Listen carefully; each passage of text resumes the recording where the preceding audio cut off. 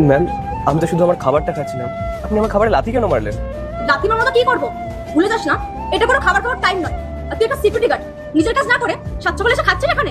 আসলে ম্যাম, আমি অনেক সকালে বাড়ি থেকে বেরিয়েছিলাম, তাই খাবার খেয়ে আসতে পারিনি।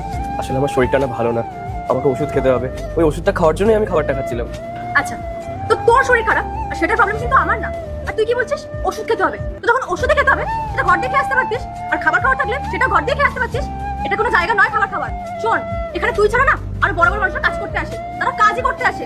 কাজ করার জায়গা সকালে এসে না খাওয়া শুরু করে দেয় না তোর মতন, ঠিক আছে? ম্যাডাম, এই কথাটা তো আপনি আমাকে ভদ্রভাবেও বলতে পারতেন, আমি তো তাহলেই বুঝে যেতাম। তোর অকাত আছে যে তোর সাথে আমি ভদ্রভাবে কথা বলবো? শোন, নিজের অকাতের বাইরে যাওয়ার চেষ্টা করিস না। আর তুই তো জানিস না যে এই অফিসে আমি ঠিক কোন পোস্টে আছি।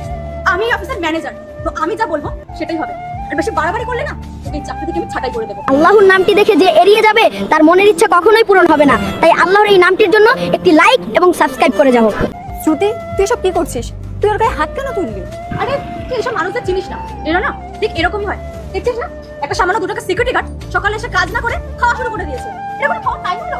তো শ্রুতি, ও একটা গরিব মানুষ আর ও তো তোকে কিছু বলেও নি, তোর খাবার কেন ফেলে দিবি? আচ্ছা, তো গরিব মানুষ বলে তোর খুব কষ্ট হচ্ছে তাই না? এই শোন, নিজের মুখটা একদম বন্ধ করে রাখ। আর হ্যাঁ, শুনে রাখ, আমি এক্ষুনি ফেরত আসবো। আর এসে জানো এসব নোংরা খাবার এখানে না দেখি। তো এইসব খাবার তোল, এখান থেকে যা। রীতা, চল। মনে পড়লো কিছু? হ্যাঁ স্যার, তো আমি ভুল কি করেছি?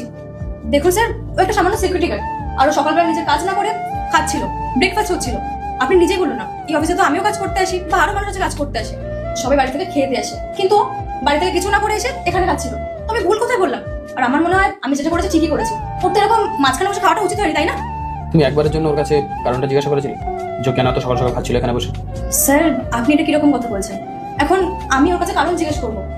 স্যার, আমি অফিসের ম্যানেজার, তো আমি ওর থেকে কিভাবে কারণ জিজ্ঞেস করতে পারি?